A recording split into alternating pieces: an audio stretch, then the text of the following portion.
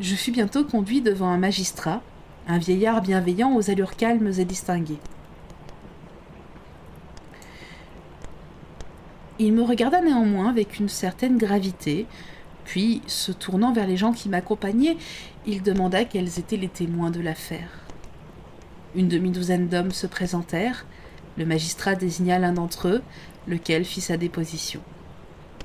Il déclara qu'il était parti pêcher la veille au soir avec son fils et son beau-frère, Daniel Nugent, mais que vers 10 heures, après avoir observé que le vent du nord était en train de se lever, ils avaient préféré regagner le port. C'était une nuit sans lune, extrêmement obscure. Au lieu d'accoster dans la rade, ils avaient mouillé selon leur habitude dans une crique, plus ou moins 2000 plus bas. Il était parti le premier muni d'une partie du matériel de pêche, alors que ses compagnons le suivaient à quelque distance. Comme il avançait le long de la grève, il avait heurté du pied quelque chose et s'était de tout son long étalé sur le sol. Ses compagnons lui avaient porté secours, et à la clarté de leur lanterne, il s'était rendu compte qu'il était tombé sur le corps d'un homme mort, selon toute apparence. Ils avaient d'abord cru que c'était là le cadavre d'un noyé, rejeté par la mer sur le rivage. Mais par la suite, ils avaient remarqué que les vêtements de l'homme n'étaient pas mouillés, et même que le corps n'était pas encore tout à fait froid. Ils l'avaient immédiatement transporté dans la maison d'une vieille femme qui habitait les environs et avait essayé, en vain, de le réanimer. Tout semblait indiquer qu'il s'agissait d'un jeune homme qui devait avoir dans les 25 ans. À première vue, il avait été étranglé et en dehors d'une marque de doigt noir autour du cou, on ne voyait sur lui aucune trace de violence. La première partie de cette déposition ne me concernait nullement, mais lorsque fut mentionnée la marque du doigt, je me souvins du meurtre de mon frère et me sentis extrêmement secoué. Mes membres tremblaient, un voile me couvrit les yeux et je dus m'appuyer sur une chaise pour me retenir. Le magistrat m'observait d'un œil attentif et naturellement, mon attitude ne présageait rien de bon. Les propos du pêcheur furent confirmés par son fils. Mais quand Daniel Nugent prit la parole, il affirma catégoriquement que, juste avant la chute de son compagnon, il avait vu un bateau où il n'y avait qu'un homme à une faible distance du rivage. Et pour autant qu'il était possible d'en juger à la lueur de quelques rares étoiles, c'était là le même bateau que celui dans lequel j'avais accosté. Puis, une femme, qui vivait près de la plage, s'était tenue sur le seuil de sa maison pour guetter le retour des pêcheurs, déclara qu'une heure avant qu'on lui apprenne la découverte du corps, elle avait aperçu un bateau n'ayant qu'un seul homme à bord, tout près du rivage, non loin de l'endroit où on avait trouvé le cadavre. La femme chez qui les pêcheurs avaient apporté la malheureuse victime confirma les faits.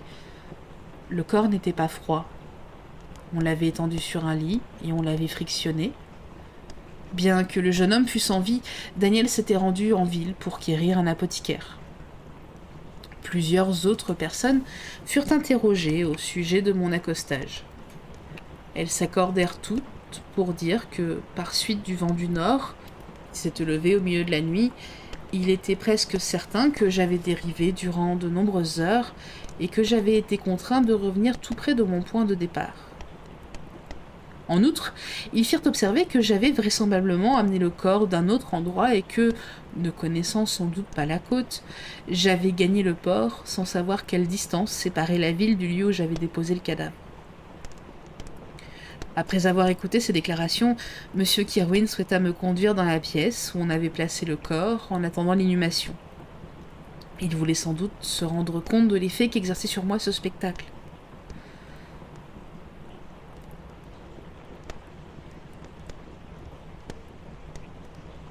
Excusez-moi, je me suis perdue toute seule. Ah oui, voilà, excusez-moi. L'idée lui était probablement venue au moment où j'avais manifesté une grande fébrilité, alors que les circonstances du meurtre étaient décrites. Je fus donc emmenée à l'auberge, escortée par le magistrat et de nombreuses autres personnes. Les étranges coïncidences de cette nuit fatidique ne pouvaient pas manquer de m'impressionner. Pourtant, comme je savais très bien que j'étais en train de discuter avec les habitants de mon île à l'heure où le cadavre avait été découvert, je ne me faisais aucune inquiétude sur les conséquences de cette affaire. J'entrai dans la pièce où on avait déposé le corps et m'approchai du cercueil. Comment décrire mes réactions en découvrant le cadavre? Je me sens encore sous le coup de l'horreur et je ne peux pas penser à cet épouvantable instant sans souffrir le martyre. L'interrogatoire, la présence du magistrat et des témoins, comme dans un rêve, disparut de mon esprit lorsque je vis, couché devant moi, le corps inanimé de Henri Clerval. Je chancelai, me précipitai sur lui et je m'écriai.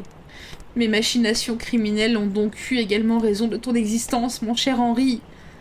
J'ai déjà détruit 2 êtres humains, d'autres victimes vont encore succomber.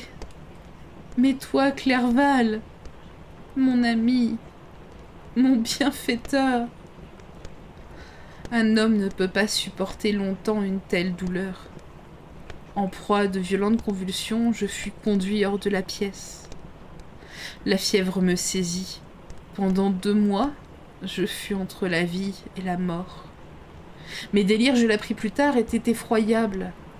Je m'accusais du meurtre de William, de Justine, de Clerval. Parfois, je suppliais ceux qui m'assistaient de détruire le démon qui me tiraillait. Parfois aussi, je sentais les doigts du monstre qui me serraient le cou et je hurlais de terreur. Par bonheur, comme je m'exprimais dans ma langue maternelle, seul Monsieur Crewin me comprenait. Mais mes gesticulations et mes cris suffisaient à effrayer les autres témoins. Pourquoi ne suis-je pas mort? Moi qui suis l'homme le plus misérable de la terre, j'aurais dû, n'est-ce pas, disparaître dans l'oubli et le néant? La mort emporte bien d'innombrables enfants en qui leurs parents avaient mis toutes leurs espérances. Et combien de fiancés et de jeunes amants, après avoir connu le plaisir et l'ivresse, sont du jour au lendemain menés au tombeau et rongés par les vers? De quoi étais-je donc fait pour résister à toutes ces épreuves qui sans cesse, comme la roue des supplices, venaient me torturer? Mais j'étais condamnée à vivre. Au bout de 2 mois, comme au sortir d'un rêve, je m'aperçus que j'étais en prison, étendue sur un grabat, entourée de gardiens, de verrous, de barrières et de tout ce qui se trouve dans un cachot. C'était un matin, je me le rappelle, quand je me rendis compte de ma situation.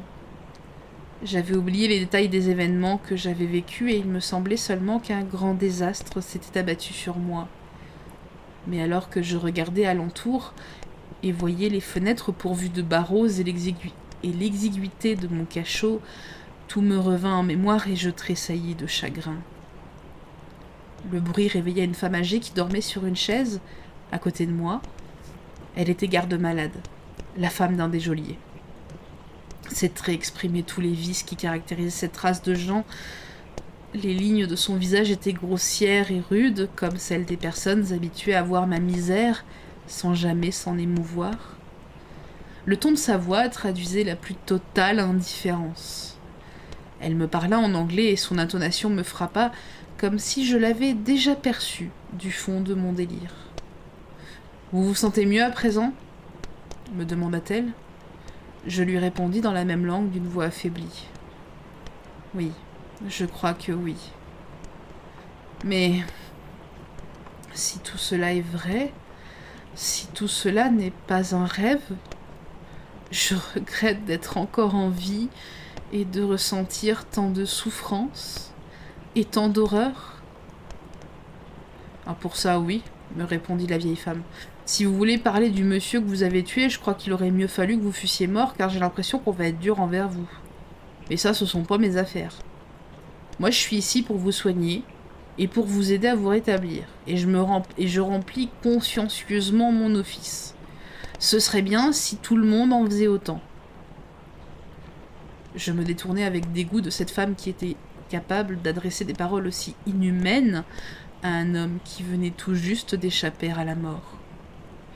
Mais je me sentais encore faible, dans l'impossibilité de réfléchir à ce qui s'était passé. Tous les événements de ma vie me semblaient avoir été des rêves. Parfois je me demandais aussi si c'était vrai car rien ne se présentait à mon esprit avec la clarté d'une évidence. Au fur et à mesure que ces images floues se précisaient, je devenais plus fiévreux. Les ténèbres se pressaient autour de moi. Il n'y avait personne à mes côtés pour me parler d'une voix douce et affectueuse, aucune main pour me secourir. Le médecin venait, me prescrivait des remèdes que la vieille femme préparait à mon intention, mais le premier me manifestait de l'indifférence et sur le visage de la seconde ne se reflétait que la rudesse. Qui, en dehors du bourreau qui était payé pour me pendre, pouvait s'intéresser au sort d'un assassin? C'étaient là les idées qui me traversaient l'esprit. Cependant, j'appris bientôt que M. Kerwin avait eu pour moi les meilleures attentions. Il avait fait en sorte que ma geôle fût la plus convenable de la prison, mais elle restait bien misérable, et que je puisse être secouru par un médecin et une garde-malade. Il est vrai qu'il ne venait pas me voir souvent. Quoiqu'il fût désireux de soulager les souffrances d'un être humain, il ne voulait sans doute pas assister aux tourments et aux lamentables divagations d'un assassin. Il venait donc, de temps à autre, constater que l'on ne me négligeait pas trop, mais ses visites étaient brèves et fort espacées. Un jour, alors que peu à peu je me rétablissais, j'étais assis sur une chaise, les yeux à moitié ouverts, le visage aussi livide que celui d'un mort, plongé dans ma propre misère, et je me disais qu'il valait mieux que je meure plutôt que de retrouver un monde où tout me rappellerait mes infortunes. En même temps, je songeais à me déclarer coupable et à me soumettre aux épreuves de la loi, ainsi que Justine l'avait fait, alors même qu'elle était innocente. Comme ces pensées me venaient, la porte de ma cellule s'ouvrit et M. Kerwin fit son apparition. Son visage exprimait la sympathie et la compassion. Il s'assit sur une chaise à côté de moi et m'adressa la parole en français. « Je crains que cet endroit vous rebute, dit-il. Puis-je faire en sorte... » Excusez-moi, je dis n'importe quoi. « Je crains que cet endroit ne vous rebute, dit-il. Puis-je faire en sorte Puis-je faire quelque chose qui serait de nature à améliorer votre sort ? Je vous remercie, mais tout cela n'a plus d'importance pour moi. Je ne pourrai plus jamais, sur cette terre, recevoir de consolation. Je sais que la sympathie d'un étranger risque d'être sans effet sur quelqu'un comme vous, frappé d'une si curieuse disgrâce. Mais j'espère que bientôt vous pourrez quitter ce lieu de misère, car je ne doute pas qu'on réussira à trouver un témoignage qui vous innocentera de ce crime. C'est bien le dernier de mes soucis. Par un étrange concours de circonstances, je suis devenu le plus misérable des mortels. Persécuté et torturé, comme je l'ai été et comme je le suis, puis-je encore vraiment craindre la mort ? Rien en effet n'est plus affreux ni plus triste que tout ce qui s'est passé dernièrement. À la suite d'un accident bizarre, vous avez été jeté sur ce rivage, réputé pour son hospitalité, puis aussitôt arrêté et accusé de meurtre. Et la première chose qu'on vous a mise sous vos yeux, c'est le corps de votre ami, tué de manière inexplicable et placé en quelque sorte par quelques démons sur votre chemin. Tandis que M. Kerwin parlait, en dépit du trouble que me causait le rappel de mes souffrances, j'étais fortement surpris d'apprendre qu'il en savait beaucoup sur moi. Je suppose qu'il eut l'étonnement sur mes traits, car il s'empressa d'ajouter. Après que vous êtes tombé malade, tous les papiers qui se trouvaient sur vous m'ont été apportés. Je les ai examinés afin de pouvoir découvrir quelques renseignements susceptibles de mettre votre famille au courant de vos malheurs et de votre état. J'ai trouvé quelques lettres et entre autres une de votre père. Immédiatement, j'ai écrit à Genève. Depuis que j'ai envoyé ma lettre, 2 mois se sont écoulés. Mais vous êtes toujours malade et maintenant encore vous tremblez. Vous devez être à l'abri de toute émotion.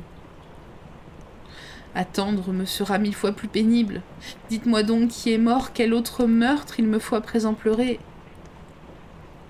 Votre famille se porte bien, dit M. Kerwin avec gentillesse.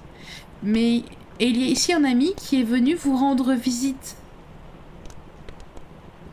J'ignore la raison pour laquelle cette idée s'imposa à moi, mais à cet instant, je crus que c'était l'assassin qui était venu pour me narguer, et me rendre responsable de la mort de Clerval, afin de me pousser de nouveau à satisfaire son désir satanique.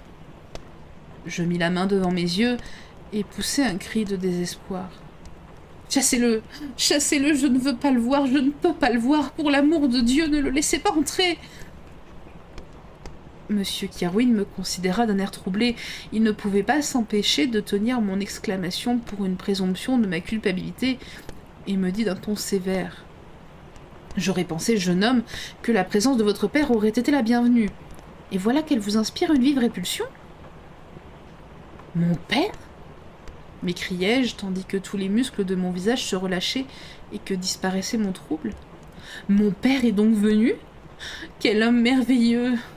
Mais où est-il? Pourquoi ne se dépêche-t-il pas? » Mon changement d'attitude surprit le magistrat et lui fit plaisir.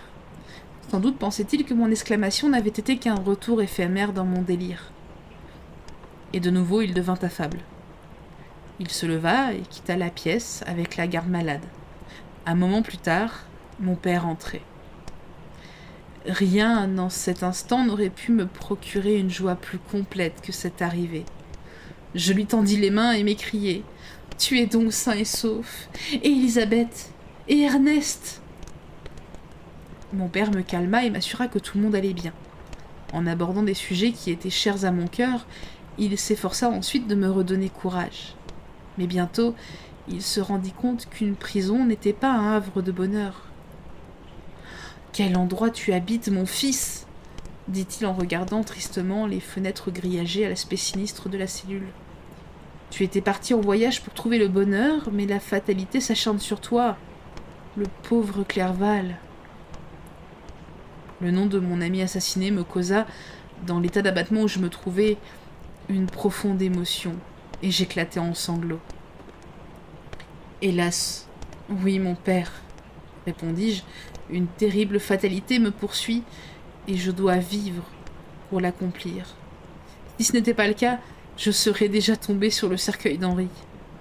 On ne nous a pas permis de conserver plus longtemps, on nous a pas permis de converser plus longtemps, étant donné que mon état de santé précaire nécessitait le calme le plus absolu. Monsieur Kerwin revint et insista pour que je n'épuise pas mes forces dans un effort trop grand. Mais l'apparition de mon père avait ressemblé à mes yeux à celle d'un ange secourable, et, peu à peu, je recouvrais ma santé. Tandis que la maladie disparaissait, je tombais toutefois dans une sombre mélancolie que rien ne réussissait à dissiper. L'image de Clerval me hantait sans cesse. Clerval, assassiné.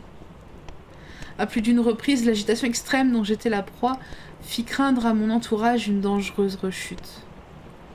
Hélas, pourquoi tenait-il tant à préserver une existence affreuse et misérable? C'était sûrement pour que j'accomplisse ma destinée qui, à présent, approche de son terme. Bientôt, oh, très bientôt, la mort aura raison de mes tourments et me délivrera de cet écrasant fardeau de souffrance que je porte en moi. Et une fois la justice exécutée, je connaîtrai le repos. Bien qu'elle fût constamment présente dans mon esprit, la mort me paraissait cependant lointaine. Des heures et des heures, je restais assis, immobile, prostré, attendant une catastrophe brutale qui nous engloutirait, mon destructeur et moi, dans ces ruines. L'ouverture des assises approchait. Il y avait déjà 3 mois que j'étais en prison, et quoique fût-ce encore très faible, et toujours exposé à une rechute, je fus contraint de parcourir une centaine de milles pour gagner la ville où siégeait le tribunal. Monsieur Kerwin s'occupa lui-même de convoquer les témoins et de pourvoir à ma défense. On m'épargna la disgrâce de paraître en public comme un criminel, car l'affaire ne fut pas débattue devant la cour qui décide de la peine de mort.